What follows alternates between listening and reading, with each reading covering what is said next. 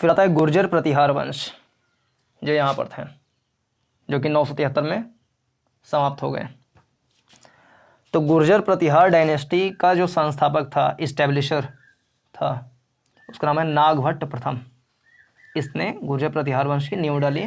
कब? 8वीं सदी में, सन 700 के बाद। और कब खत्म हो गई ये? 10वीं सदी में, यानी 973, 10वीं सदी के चौथे चतुर्थांश में। इसके बाद नागभट्ट प्रथम के बाद एक राजा हुए जिनका नाम है राजा भोज। इनको मिहिर भोज भी बोल देते हैं कभी कभी। इनका शासन था 836 से लेकर के 885 तक। ठीक है, राजा भोज। और इनकी राजधानी क्या थे? गुर्जर प्रतिहारों की राजधानी ये है गुर्जर प्रतिहार यहाँ पे। तो जाहिर सी बात है कि हर्षवर्धन के मृत्यु के बाद यहाँ सब जो है इन लोग का शासन हो गया रहा होगा। ठीक है, कन्नौज तक भी। तो इनके राजा जो राजा भोज थे, इन्होंने कन्नौज को अपनी राजधानी बनाई थी।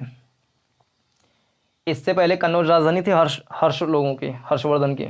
इसके बाद गुर्जर प्रतिहारों की राजधानी बनी कन्नौज। कब?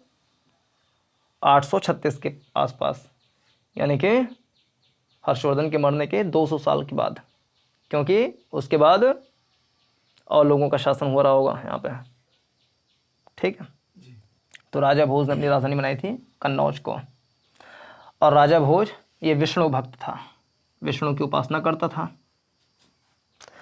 और गुर्जर प्रतिहार वंश का जो अंतिम शासक था उसका नाम है यशपाल।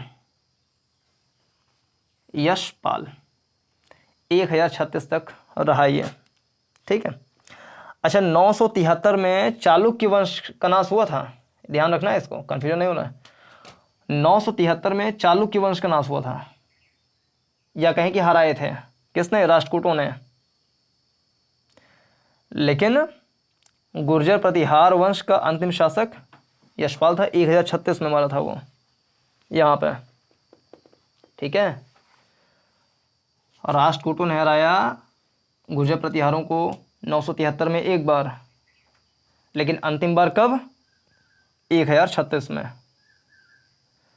तो गुर्जरों का साम्राज्य कब से कब तक चला? तो सन 700 लेकर के 1036 तक। और राष्ट्रकूटों का साम्राज्य कब तक चला? तो 752 से लेकर के उसके आगे काफ़ी आगे तक, यानी कि सन 1100 तक हम मान लें। ठीक है, तो सन 600 से 1100 तक देखा जाए तो मुख्य रूप से राष्ट्रकूट, गुर्जर प्रतिहार, ये सब बहुत मजबूत थे।